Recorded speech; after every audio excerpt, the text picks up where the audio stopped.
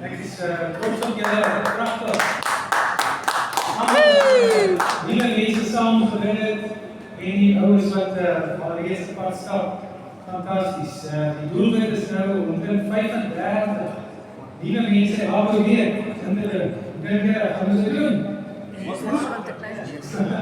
Ja, net soos daar nuwe goed gebeur, is daar 'n nuwe uitdaging wat ek aanvaar het saam met Jacoba.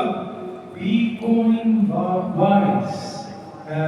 We sê mos as jy kyk na jou sente, dan gaan die ponde sommer outomaties inkom. So daar's 'n geleentheid vir ouens wat wil betrokke raak om massas mense te bereik.